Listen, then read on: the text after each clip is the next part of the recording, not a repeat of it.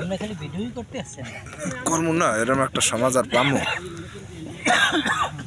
আলহামদুলিল্লাহ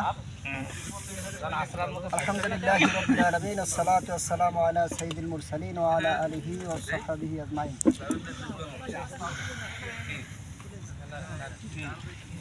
বাংলাদেশের শ্রমিক মানুষের প্রিয় ঠিকানা, আল্লাহর জমিনে আল্লাহর দিন কায়েমের আন্দোলনের এক সুবিশাল কাফেলা বাংলাদেশ শ্রমিক কল্যাণ ফেডারেশন কলাপাড়া উপজেলা শাখার উদ্যোগে আজকের বনভোজন অনুষ্ঠান।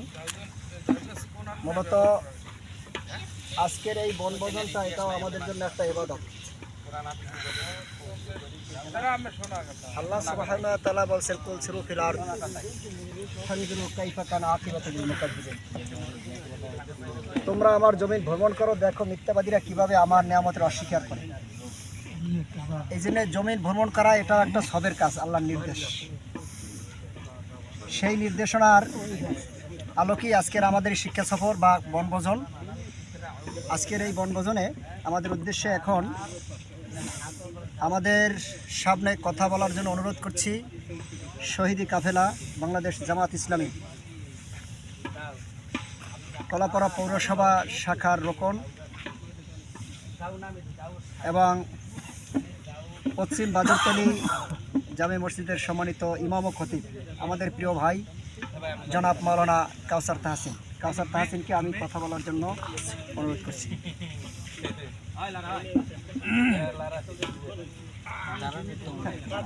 না দাঁড়ান লাগবে না, বসে ঠিক আছে।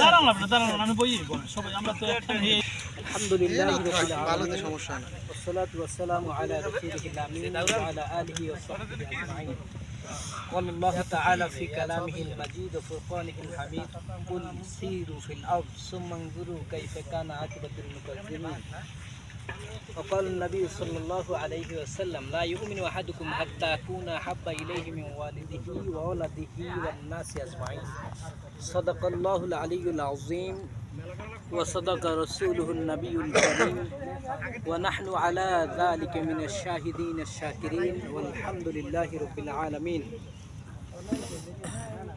সম্মানিত উপস্থিতি, স্বাধীনতার সার্বভৌমত্বের অত্যন্ত প্রহরী বাংলাদেশ জামাত ইসলামীর অন্যতম একটি অঙ্গ সংগঠন শ্রমিক কল্যাণ ফেডারেশন কলাপাড়া উপজেলা শাখা অন্যতম একটি ইউনিয়ন কলাপাড়া শাখার উদ্যোগে আজকের আয়োজিত শ্রমিক কল্যাণ ফেডারেশন কর্তৃক এই প্রোগ্রাম, এই সফর, বনভোজন যাই আমরা বলি না কেন, উক্ত অনুষ্ঠানে উপস্থিত আছেন বাংলাদেশ শ্রমিক কল্যাণ ফেডারেশন কলাপাড়া উপজেলা শাখার সংগ্রামী সভাপতি জননেতা জনাব ইসহাক মুন্সি, অন্যান্য দায়িত্বশীল ভাইয়েরা, আমার একান্ত প্রিয় যুবক ও মুরব্বিয়ানে কেরাম, আসসালামু আলাইকুম ওয়া রাহমাতুল্লাহ। আমরা শুরুতে আসলে প্রশংসা জ্ঞাপন করি মহান রবের, যেই মহান মনিব আমাদেরকে এরকমের একটি কনকনে শীতের আবহাওয়ার মধ্যেও এরকম একটি প্রোগ্রাম যিনি বাস্তবায়ন করার সুযোগ দান করলেন, আমাদেরকে একত্রিত করলেন, পরস্পরকে বোঝার, জানার, পরিচিত হওয়ার একটি সুবর্ণ সুযোগ যেই মহামনিব আমাদের এই প্রোগ্রামের মাধ্যমে করে দিলেন, সুযোগ দিলেন। আমরা শুরুতেই সেই মহান রবের শানে অন্তরের অন্তঃস্থল থেকে জ্ঞাপন করি আলহামদুলিল্লাহ। প্রিয় ভাইরা, যে কোনো বিষয়ে আমরা যত বেশি আল্লাহ তাআলার প্রশংসা করব, তত বেশি আল্লাহ তাআলা আমাদেরকে তার যে নিয়ামতগুলো আছেন তিনি আমাদেরকে তত বেশি নিয়ামত আমাদেরকে দান করবেন। এটা তিনি কোরআনে বলছেন, লাইন শাকারতুম লাযীদান্নাকুম, যদি তোমরা আমার শুকর আদায় করো তাহলে আমি আমার নিয়ামত তোমাদেরকে বাড়িয়ে দেব। ওয়ালাইন কাফারতুম, যদি কুফরি করো তাহলে জেনে রাখো আমার পাকড়াও আযাব বড় ভয়ঙ্কর, বড়ই কঠিন। সম্মানিত উপস্থিতি, আসলে এখানে আলোচনা আমি খুব আপনাদের কাছে আলোচনা করার মতো আসলে যোগ্যতা বা জ্ঞান কোনোটাই আমার নাই। তারপরেও সম্মানিত শ্রমিক কল্যাণের সভাপতি কিছু বলার জন্য বলছেন। মূলত বিষয়টা হলো আলোচনা, আমরা যারা ইসলামী আন্দোলন কম বেশি জানি, বুঝি, শুনি, আমরা জেনে শুনে বুঝেই আসলে একটা ইসলামের ছায়াতলে নিজেদেরকে সামিল করেছি, ঠিক না? আমাদের মতো অসংখ্য যুবক, অগণিত যুবক আছে আমরা যখন কলেজে পড়তাম বা ইসে পড়তাম, আমি যেহেতু কলেজে পড়ার সুযোগ হয়েছে, আমি রাষ্ট্রবিজ্ঞান অনার্স মাস্টার্স করছি, দেখতাম যে যুবক আমাদের মতোই কত অশ্লীলতায়, বেহায়াপনায়, মেয়ে নিয়ে, নারী নিয়ে, মদ নিয়ে, গাঁজা নিয়ে ক্যাম্পাসগুলোতে কীভাবে তারা বিচরণ করছে। কিন্তু আল্লাহ তাআলা ওই পরিবেশে আমরা তো যেতে পারতাম, তো আল্লাহ তাআলা এটা হলো অশেষ মেহেরবানি। আমরা যারাই ইসলামী সংগঠনগুলোর সাথে সামিল হতে পেরেছি, এটা আসলে আল্লাহ তাআলার বিশেষ অশেষ নিয়ামত ছাড়াও এগুলো সম্ভব না। এটা আল্লাহ করে বলছেন, ওমা তাশাউনা ইল্লা আইয়াশা আল্লাহু রাব্বুল আলামিন। আল্লাহ তাআলা বলেন যে তোমরা চাইলেই তোমাদের দ্বারা কোনো কিছু বাস্তবায়ন করা সম্ভব নয় যদি আমি আল্লাহ না চাই। সম্মানিত ভাইয়েরা, এজন্য আমরা যেহেতু মুসলমান,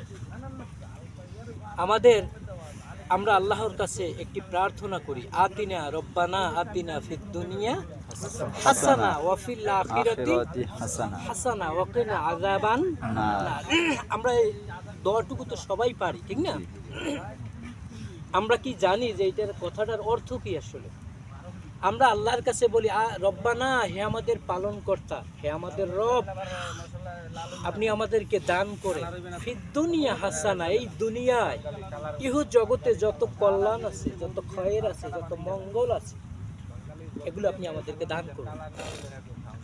এরপরে আমরা আল্লাহর কাছে শুধু দুনিয়াই চাই না, পাশাপাশি বলি ওয়াফিল আখিরাতি হাসানা, হে রব, আপনি আমাদেরকে আখিরাতের হাসানা ও কল্যাণ, নাজাত, মুক্তি এগুলো দান করুন।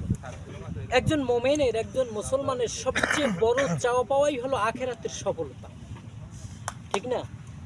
আমাদের এই দুনিয়ার জীবনে আমরা যে যাই করি না কেন, আমরা অনেকে মনে করি বুঝি এখানে এমপি হলে, মন্ত্রী হলে, প্রেসিডেন্ট হলে, বড় কিছু হলে, নারী হলে, বাড়ি হলে, গাড়ি হলে, এটাই বুঝি বিশাল সফলতা। আসলে চূড়ান্ত সফলতা এটা নয়।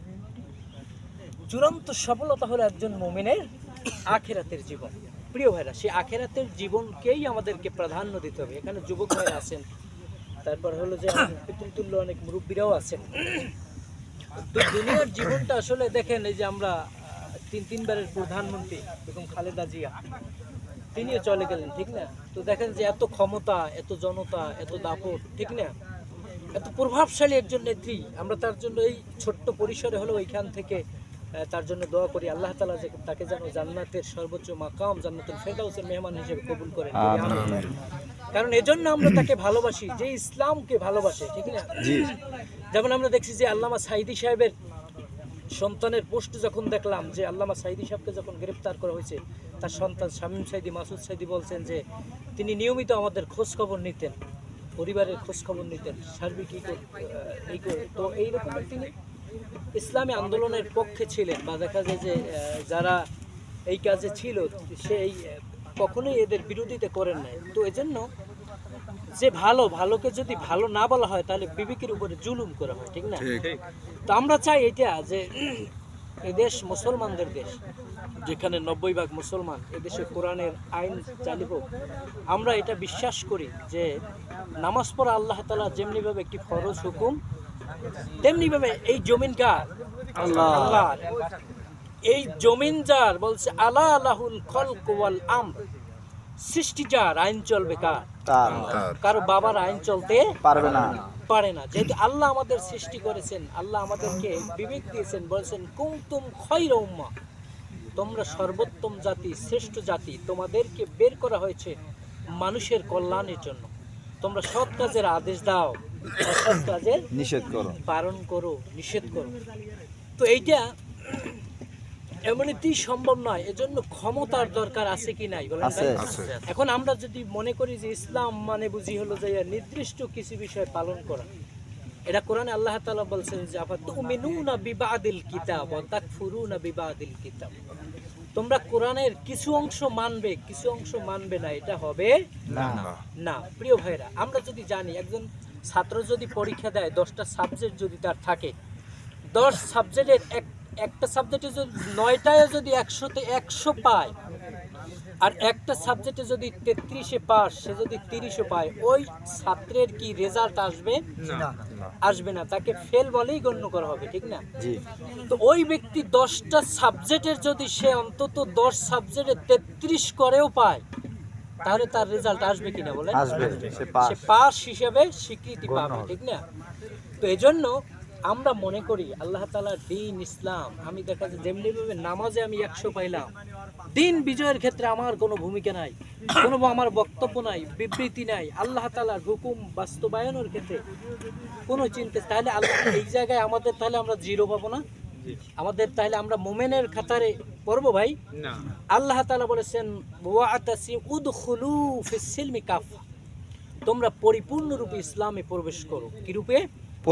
পরিপূর্ণরূপে। তো পরিপূর্ণরূপে যদি আমরা প্রবেশ করি, তাহলে আমাদের ব্যক্তি জীবন, আমাদের পারিবারিক জীবন, আমাদের সামাজিক জীবন, আমাদের রাষ্ট্রীয় জীবন, সমস্ত কিছু এখানে চলে আসে, ঠিক না? প্রিয় ভাইয়েরা, তো এই জন্য আল্লাহ তাআলা যেই বিধান দিয়েছেন, এটাকে আমাদের জন্য আমাদের কায়েম করতে হবে। আমরা দেখেছি আমাদের আদর্শের মূর্ত প্রতীক হলেন কে? আল্লাহ তাআলা বলেছেন যে মুহাম্মাদুর রাসূলুল্লাহ ওয়াল্লাযীনা মাআহু আশিদ্দাউ আলাল কুফার, মুহাম্মদ সাল্লাল্লাহু আলাইহি ওয়াসাল্লাম এবং তার সঙ্গী সাথীরা কাফেরদের ব্যাপারে বড়ই কঠিন, কিন্তু তারা একে অপরে পরস্পরে দেখা যায় যে কি ভ্রাতৃত্বের রহমের এক সীসা ঢালা প্রাচীর, যা ছেদ করা যায় না, ভেদ করা যায় না, ঠিক না? তো আমাদের মাঝে সেই রকমের একটি কি থাকবে? ঐক্যবদ্ধ প্রচেষ্টা থাকবে, মোমেন পরস্পর ভাই ভাই। দেখেন আজকে মুসলমানের মাঝে মুসলমানের কোনো সম্পর্ক নাই। এক মুসলমান একজনকে কাফের বলে, ফাসিক বলে, যে অমুকের এই খেলাপ, অমুকের সেই খেলাপ। অথচ আপনি দেখেন যে এই হীনমান্যতা নিয়ে আমরা যারা ইসলামী আন্দোলন করি, ইসলামী সংগঠন করি, আমাদের মন অনেক বড় হতে হবে, ঠিক না? সকলকে ধারণ করার মন মানসিকতা থাকতে হবে, ঠিক না? আল্লাহ রাসূল সাল্লাল্লাহু আলাইহি ওয়াসাল্লাম দেখেন একজন কাফেরদের সাথে, একজন মুশরিকের সাথেও তিনি কিন্তু কখনো খারাপ আচরণ করেন নাই, ঠিক আছে? তিনি অনুপম চরিত্রের অধিকার ছিলেন। তার আদর্শ দেখে, তার আচরণ দেখে, তার আমরা সেই বুড়ির ঘটনাও জানি, যেই বুড়িকে বোঝানো হয়েছিল যে একজন মুহাম্মদ সাল্লাল্লাহু আলাইহি ওয়াসাল্লাম, মুহাম্মদ নামের এক ব্যক্তির আবির্ভাব হয়েছে, সে বাপদাদার ধর্মের উপরে চুনকালি দিয়ে মানুষদেরকে, যেই তার সাথে দেখা করে তার কথা শুনে তার ভক্ত হয়ে যায়। অথচ আল্লাহ এজন্য ওই বুড়ি তার রাজ্য ছেড়ে অন্য একটি নির্জনে যাইতেছিল, বিশাল নিয়ে, বস্তা নিয়ে, ঠিক না? প্রতিপতি নবীজির সাথে যখন দেখা হলো, আল্লাহ রাসূল সাল্লাল্লাহু আলাইহি ওয়াসাল্লাম বললেন যে মা সুন্দর কণ্ঠে বললেন, তুমি কোথায় যাচ্ছ? তখন বললেন যে এরকম ঘটনাটি বললেন, ওই কোথায় যেতে, যে অমুক জায়গায়। তো বলছে আচ্ছা, এত বড় বোঝা তোমার বহন করতে কষ্ট হয় না? তখন আল্লাহ রাসূল সাল্লাল্লাহু আলাইহি ওয়াসাল্লাম তার বোঝাটা নিজ কাঁধে নিয়ে তাকে সেই গন্তব্যে পৌঁছে দিলেন। দেওয়ার পরে তখন বুড়িকে বললেন যে আচ্ছা ঠিক আছে, আমি এখন চলে যাই।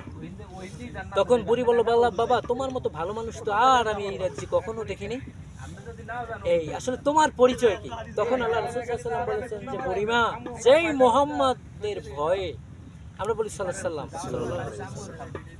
কারণ 3 ব্যক্তির জন্য কি ধ্বংস হাদিসে এসেছে, তার ভিতরে এক ব্যক্তি হলো যেই মজলিসে বা যেখানে নবী সাল্লাল্লাহু আলাইহি ওয়াসাল্লামের নাম উচ্চারণ করা হয়, তখন এখানে তার নামের সাথে কেউ যদি দরুদ বা তাকে যদি সালাম না দেয়, সাল্লাল্লাহু আলাইহি ওয়াসাল্লাম না বলে, তাহলে আল্লাহ রাসূল সাল্লাল্লাহু আলাইহি ওয়াসাল্লাম বলেছেন ওই ব্যক্তি সবচেয়ে আকাশের নিচে জমিনের উপরে কৃপণ ব্যক্তি। বলি নাউযুবিল্লাহ।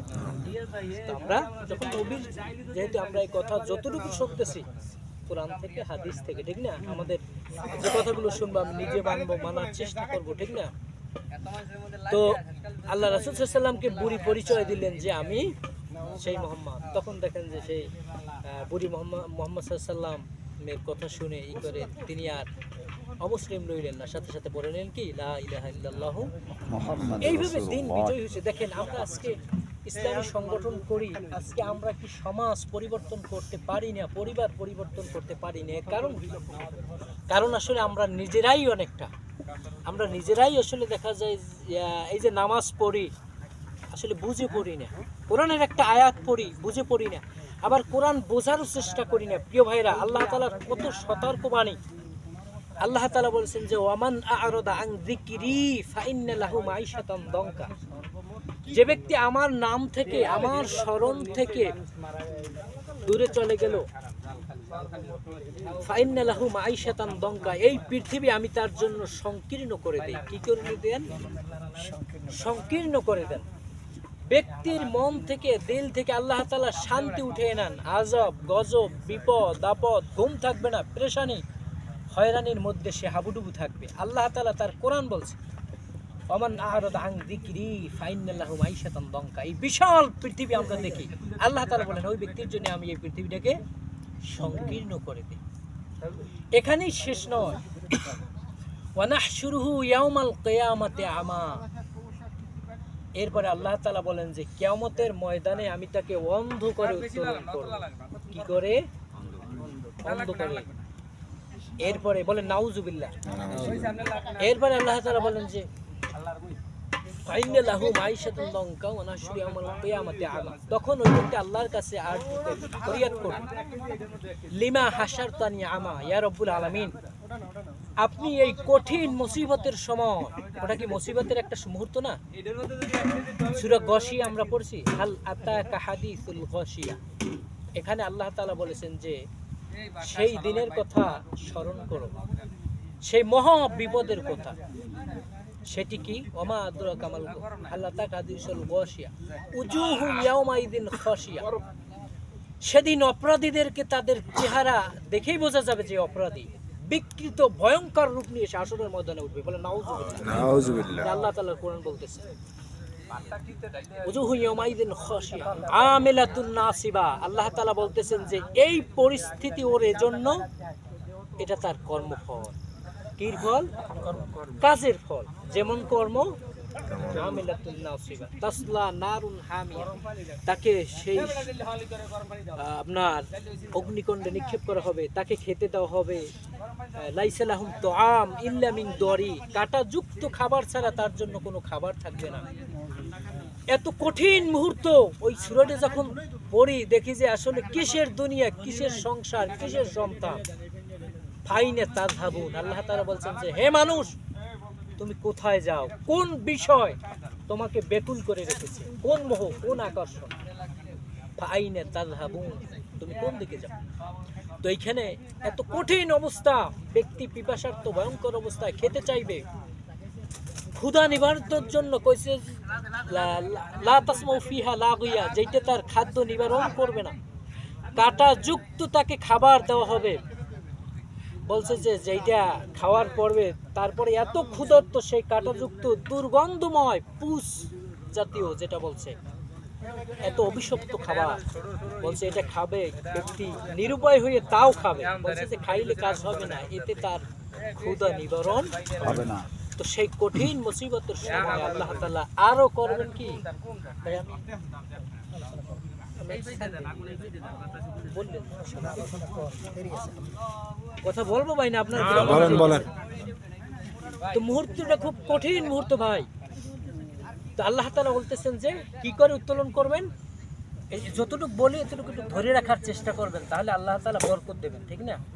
আর ইসলাম মনে করেন যে বলছে যে বাল্লিগু আন্নি ওয়ালাউ আয়া, একটি আয়াতও যদি থাকে প্রচারে প্রসার হবে, ঠিক না? আরে ভাই একজনে বলছে শুনছি যে ইসে আপনার বংশের মধ্যে যেটা বড় হয় সেইটা হয় রাজবংশ, হাঁসের মধ্যেও যেটা বড় সেটাকে বলা হয় রাজাহাঁস, রাজা বলা হয় না? মিস্ত্রির মধ্যে যেটা বড় সেটাকে বলা হয় রাজমিস্ত্রি, ঠিক না? আর যেখানে ইসলাম আছে, যেই রাজনীতিতে ইসলাম আছে সেইটাই তো সবচেয়ে বড়, আর তা তো সব সাতানাতা, ঠিক না? কিন্তু দুঃখের বিষয় আমরা মুসলমানরা সেটা বুঝতে চাই না। তো সেই কঠিন মুসিবতের সময় আল্লাহ তাআলা বলেন যে ব্যক্তির কাছে আল্লাহ আরজ করবেন, আল্লাহ দুনিয়ায় আমার তো দুটি চক্ষু ছিল, এই চক্ষু কার নিয়ামত ভাই?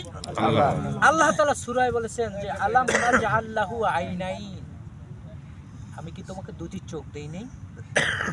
ওয়ালিসানাও ওয়া শাফাতাইন, তুমি যেই জিহ্বা দিয়ে মুখ দিয়ে কথা বলো সেটাও তো আমি আল্লাহ দিয়েছি। এই নিয়ামত কার? আল্লাহ।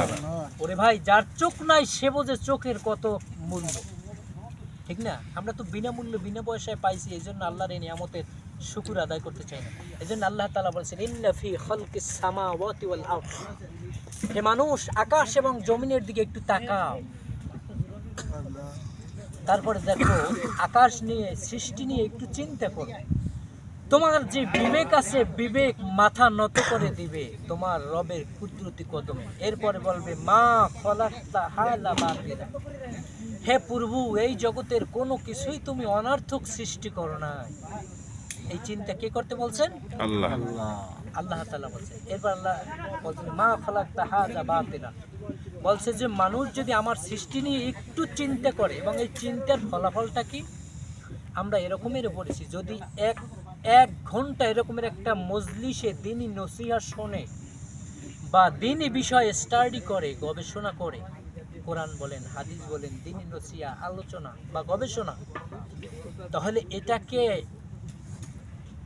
এক জায়গায় নফল হাজ মনে করেন 60 বছরের নফল ইবাদতের চেয়ে উত্তম বলা হয়েছে। সুবহানাল্লাহ। সুবহানাল্লাহ। অন্যত্র বলা হয়েছে যে সারা রাত দিনে যদি সে সারাদিন রোজা পালন করে, রাতে যদি নফল ইবাদত করে, কোনো কোনো জায়গায় বলা হয়েছে যে তার চেয়েও উত্তম হলো যাইয়া এই দিনই বিষয়ে একটু চিন্তা করা, আল্লাহর সৃষ্টি নিয়ে একটু ভাবা, গবেষণা করা। তো আল্লাহ বলেন, যদি আমার যেই বান্দা একটু আমার সৃষ্টি নিয়ে চন্দ্রের দিকে তাকাইছে, সূর্যের দিকে তাকাইছে, আকাশের দিকে তাকাইছে, ওর বিবেক খুলে যাবে, ঠিক না? এই যে সূরা আর রহমান, আপনারা তো নামটা শুনছি, সূরাটাও অনেকেই পারি হয়তো বা, ঠিক না? এই সৃষ্টি জগৎ, আমরা যে সমুদ্র পাড়ি দিয়ে আসলাম, আমাদের পাশে সাগর, আল্লাহ তাআলা এখানে আকাশের কথা বলেছেন, জমিনের কথা বলেছেন, সমুদ্রের কথা বলেছেন। মারাজাল বাহরাইনি ইয়ালতাকিয়ান, তোমরা কি সমুদ্র দেখো না? পানি প্রবাহিত হয়, মিষ্টি পানি একদিকে, লবণাক্ত পানি একদিকে। তো এই সমস্ত সৃষ্টি নিয়ে আল্লাহ তাআলা এক একটা বিষয় প্রশ্ন করছেন, আবার বলছে যে ফাবি আই আলাই রাব্বিকুমা তুকাজ্জিবান, আমার সৃষ্টির কোন বিষয় তুমি অস্বীকার করবে? এজন্য বলা হয়েছে যে কোনটিকে তুমি অস্বীকার করিবে, বিশ্বপতির দান, ফাবি আই আলাই রাব্বিকুমা তুকাজ্জিবান। প্রিয় ভাইরা, তো সেই সূরা আর রহমান যদি আমরা একটু পড়ি, দেখবেন যে বিবেকের দ্বার খুলে যায়। তো আমরা কোন জায়গায় যেন ছিলাম, মনে আছে? আমরা ছিলাম আল্লাহ তাআলা ব্যক্তিকে, যে ব্যক্তি আল্লাহকে ভুলে যায়, কিয়ামতের ময়দানে আল্লাহ এত কত বিপদ, শুধু বিপদ না, মহাবিপদ, ঠিক না? ওইখানে আরো ব্যক্তিকে আল্লাহ অন্ধ করে উত্তোলন করবেন, যে কোরআন পড়ে নাই, হাদিস পড়ে নাই, দিন বোঝে নাই। তো আল্লাহ তাআলা বলছেন, আরে বেটা ভাই, এটা তো একটা সহজ হিসাব। দুনিয়ার জমিনে আমি যদি, আপনি যদি একটু বিপদে পড়ে যায়, নেতা নেত্রীর পিছনে যাই কিনা বলেন? যদি একটা মামলায় পড়ে যায়, এমপির কাছে দৌড়ই কিনা, চেয়ারম্যানের কাছে যাই কিনা, মেম্বারের কাছে যাই কিনা? এজন্য যাই যে উনি যদি আমার পক্ষে একটু সুপারিশ করে, তাহলে আমার এই বিপদটা থেকে একটু হয়তো এহসান হবে, বা একটু রেহাই পেতে পারি, মুক্তি পেতে পারি, ঠিক না? তো প্রিয় ভাইরা, এটা হলো দুনিয়ায় জীবনে। আর কবরের জিন্দেগিতে আমাদের বাবা বলেন, মা বলেন, আত্মীয় বলেন, স্বজন বলেন, কেউ আমাদের কোনো উপকারে আসবে না। আসবে ভাই? ইয়াউমা ইয়াফিরুল মারউ মিন আখিহি ওয়া উম্মিহি ওয়াল বানুন, কোরআনের আয়াত, বলেন সুবহানাল্লাহ। সুবহানাল্লাহ। এর অর্থ হলো যে সেদিন কিয়ামতের ময়দানে পরিস্থিতিটা এত কঠিন হবে, বাবার থেকে সন্তান পলায়ন করবে, মার থেকে সন্তান, মেয়ে পলায়ন করবে, ভাইকে পরিচয় দিবে না, বন্ধুকে দেখে পলায়ন করবে, স্ত্রী কাছে এসে বলবে যে আমি তো তোমার দুনিয়ায় স্ত্রী ছিলাম, বলবে আমি, তুমি কিসের স্ত্রী আমার, আমি দুনিয়ায় তো বিবাহই করিনি। মানে কেউ কাউকে পরিচয় দেবে না, ঠিক না? চিনবে না। পরিচয় দেওয়ার মতো পরিবেশ আর পরিস্থিতি সেই সময়, এখন চিন্তা করেন যে অবস্থাটা কত কঠিন হবে। প্রিয় ভাইরা, তো যখন ব্যক্তিকে অন্ধকারে উঠাবে, আল্লাহর কাছে বলতে থাকবে, আল্লাহ এই মহা বিপদেও আপনি আমার চোখ দুটি, চোখের নিয়ামত কেন কেড়ে নিলেন? তখন আল্লাহ তাআলা বলবেন যে অকদ কুনতু বাসীরা লিমা কাযালিকা আতাতকা আয়াতুনা ফানাসিতাহা ওয়া কাযালিকাল ইয়াউমা তুনসা। আল্লাহু আকবার। এখানে আল্লাহ তাআলা বলেন যে তোমার কাছে আমি এই দিনটি সম্পর্কে সতর্ক করেছিলাম, তোমার কাছে কবর আসবে, হাসর আসবে, মিজান আসবে, পুলসিরাত আসবে, তোমার দুনিয়ার জীবনের পুণ্য এবং পাপ পুণ্যের হিসাব নেওয়া হবে, মাপা হবে। এ ব্যাপারে তোমাদেরকে সতর্ককারী এসেছিল তোমাদের কাছে, আমার কোরআন পাঠিয়েছিলাম, তোমরা আমার কোরআনকে ভুলে গিয়েছিলে, কোরআন থেকে দূরে সরে গিয়েছিলে। তো তোমরা যেমনিভাবে আমার বিধানকে দুনিয়ার জমিনে ভুলে গিয়েছিলে, আজকেও অনুরূপ আমি তোমাদেরকে ভুলে গেলাম। বলেন নাউযুবিল্লাহ। আল্লাহ তাআলা যদি সেই কঠিন মুসিবতের সময় ভাই আমাদেরকে ভুলে যায়, আমাদের সাহায্যকারী আর কেউ থাকবে না। আপনি যদি দুনিয়ায় বিপদে পড়েন, দেখবেন কেউ না কেউ আসবে, হয়তো পরিবারের লোকজন আসবে, পাশের লোকজন আসবে, সংগঠনের লোকজন আসবে, কাউকে না কাউকে একটু হলেও কি পাওয়া যাবে। পাশে পাওয়া যায়। কিন্তু ভাই ওই জগৎটা, ওই সময়টা খুব কঠিন। তো ওইখানে একমাত্র ফয়সালা করবে আমাদের কি, ওইখানে ফয়সালা হবে আমাদের নেক আমল, ঠিক না? আমাদের আমল যদি ভালো হয়, ফামাইয়া আমাল মিসকালা যাররাতিন খায়রান ইয়ারা, আমরা যদি এই দুনিয়ায় একটু ছোট্ট নেক আমল করে যাই, সেটাও আমরা সেদিন কি করব, আমাদের আমল নামা দেখতে পাবো। ওমাইয়া আমাল মিসকালা যাররাতিন শাররান ইয়ারা, আবার ভালো কাজটিও যেমন বিন্দু মাত্র আমরা দেখব, খারাপ কাজটুকু আমাদের সামনে ধরা পড়বে। প্রিয় ভাইরা, এজন্য আপনি দেখেন, এই যেমন সামনে আমাদের একটি জাতীয় নির্বাচন, এই নির্বাচনে আমরা অনেকেই বুঝি না, দেখা যায় যে আমরা নামাজ পড়ি আল্লাহর হুকুমে, ঠিক না, রোজাও রাখি, হজও করি, অনেকে জাকাত দেই, ই করি, কিন্তু দেখেন যখন মসজিদের একজন ইমাম রাখা হয়, এ ভাই আমার ইমাম আমি এখন বর্তমানে সে মসজিদে নাই আর কি, ইসে আছি, তো আমি কিছুটা অভিজ্ঞতা আছে ইমামতি করার, এই জন্য জায়গায় করছি, এই গত মাসে ইমামতি ছাড়ছি, কারণ ব্যস্ততা বাইরে গেছে, নিজেও একটু পড়াশোনা করি, সামনে পরীক্ষা টরীক্ষা আছে। তো যেটা বলতেছিলাম যে একজন ইমাম নিয়োগ করার ক্ষেত্রে আমারই যখন ওই মসজিদেই হয়েছে, যাদের মানে আমার ইন্টারভিউ যারা নিছে, একজনকে যদি সূরা ফাতিহা জিজ্ঞান, আমার মনে হয় আমি আত্মবিশ্বাসী যে কেউ সুন্দরভাবে সূরা ফাতিহা অর্থ বোঝা তো দূরের কথা। তো আপনি দেখেন যে একজন ইমাম নিয়োগ করার ক্ষেত্রে একজন ইমাম মসজিদের কতজন মুসল্লি সে প্রতিনিধি, বলেন কয়জন মুসল্লি তার পিছনে নামাজ পড়ে, ধরেন 100 বা 200, 500, ঠিক না? ওই ছোট্ট একটি সমাজের জন্য সামান্য তার কাজ হইলো একটু নামাজ পড়ানো, তাকে কিন্তু সালিশির জন্য ডাকে না, অথচ ইমাম মানে নেতা, ঠিক না? ইমাম অর্থ কি? নেতা। আর ইমামেরও এতটা যোগ্যতা সম্পন্ন হওয়া উচিত, তার অর্থনীতি বোঝা উচিত, সমাজনীতি বোঝা উচিত, রাজনীতি বোঝা উচিত, সমস্ত বিষয় তার প্রতি তার একটা পরিপূর্ণ জ্ঞান থাকা উচিত, ঠিক না? আমাদের ইমামদেরও এক্ষেত্রে অনেক স্বল্পতা, সীমাবদ্ধতা আছে। তো আমি যেটা বলতেছিলাম যে ছোট্ট একটা জায়গার ইমান নির্ধারণের ক্ষেত্রে তার পাও হইতে মাথা পর্যন্ত সুন্নত আছে কিনা দেখা হয়, তার বউ পর্দা করে কিনা, অনেক বিষয় দেখা হয়, ঠিক না? আবার মহিলাদের সাথে কথা বলে কিনা, সুদ খায় কিনা, হুজুরে ঘুষ খায় কিনা, অমুক করে কিনা, তমুক করে কিনা, এগুলো আসলে বাস্তবতা কিনা বলেন? তো একজন সামান্য ইমামের ব্যাপারে যদি এত অনুবীক্ষণ দুর্বীক্ষণ যন্ত্র দিয়ে তাকে করা হয়, যাচাই বাছাই করা হয়, আপনি একজন প্রতিনিধি যিনি হবেন লক্ষ লক্ষ মানুষের প্রতিনিধি, যার কাছে টোটাল এই জনপদ নিরাপদ আমানত, যার কাছে, তার ব্যাপারে আমরা একটু চিন্তা করি না, আমি যাকে সমর্থন দেই সেই লোকটার নামাজি কিনা, সেই লোকটা ভালো কাজ করে কিনা, সেই লোকটা সুদ থেকে মুক্ত কিনা, জেনা থেকে মুক্ত কিনা, সে সত্য বলে কিনা, মানুষের আমানত তার কাছে কতটা নিরাপদ, সে নিযুক্ত হলে মানুষ কতটা শান্তিতে থাকতে পারবে কি পারবে না, এই যাচাই বাছাই আমরা করি না। অথচ যদি না করি ভাই, ফলাফলটা কি হবে? ওই যে বললাম, ফামাইয়া আমাল মিসকালা যাররাতিন খায়রান ইয়ারা, ছোট্ট আমলটুকু দেখতে পাবে, আবার খারাপ কাজটুকু সে কি করবে, অনেক মানুষ আমল নামায় দেখতে থাকবে যে বিশাল, মনে করেন বদ আমলের পাহাড়, তখন সে বলবে যে আল্লাহ আমি তো এই কাজগুলো করি নাই, এগুলো আসলে কিভাবে? তখন দেখা যায় যে এই কাজগুলো যাবে। আমার সমর্থনে যদি একজন মেম্বার হয়, একজন চেয়ারম্যান হয়, ওই ব্যক্তি যদি একজন মানুষের প্রতি জুলুম করে, একজনের হক যদি নষ্ট করে ফেলায়, একজনকে যদি হত্যা করে, করে কি করে না? দেখেন আজকে নেতা নেত্রীর নাম ভাঙ্গাইয়ে এগুলো আছে কিনা বলেন? তো এই যত অপকর্ম ওই ব্যক্তি করবে আপনার ম্যান্ডেট নিয়ে, সমর্থন নিয়ে, সমস্ত কাজের একটা পার্সেন্ট কিন্তু আমার আমলনামায় যোগ হবে, কারণ আমি তার সহযোগী। কথা ভাই বুঝতে পারছি কি না? বুঝতে প্রশ্ন করবেন। তো আর যদি উনি ভালো কাজ করেন, এটা আল্লাহ তাআলার কোরআনও বলছে যে যে ব্যক্তি ভালো কাজ করবে, ভালো কাজে সহযোগিতা করবে, এজন্য তার কি আছে? অংশ রয়েছে। আর যে ব্যক্তি মন্দ কাজে সহযোগিতা, সেজন্য তার কি অংশ আছে। প্রিয় ভাইরা, তো এটা একটু বোঝাবুঝির ব্যাপার। এই যে দেখবেন অনেক বড় বড় পীর সাহেবরা, অমুক সাহেবরা, তমুক সাহেব ইসলামী আন্দোলন বিজয়ী শক্তি হিসেবে প্রতিষ্ঠিত হোক, তারা কিন্তু চায় না। এজন্য সূরা তওবায় আল্লাহ তাআলা বলছেন যে 3 শ্রেণীর মানুষ আমি এই কথাটা এজন্য বলি, আপনাদেরও জানার দরকার, যেহেতু আপনারাও তো মানুষের মাঝে দাওয়াতি কাজ করেন, মানুষকে বুঝান, ঠিক না? 3 শ্রেণীর মানুষ আল্লাহর এই দ্বীনকে বিজয় করার ক্ষেত্রে বাধা প্রদান করবে। কয় শ্রেণী? 3 শ্রেণীর। সূরা তওবা দলিল। আল্লাহ তাআলা এখানে বলছেন যে রাষ্ট্রশক্তি এটা বরদাস্ত করতে পারবে না। দ্বীন ইসলামিক শক্তি বিজয়ী হোক, এটা কে বরদাস্ত করতে পারবে না? রাষ্ট্রশক্তি, ঠিক না?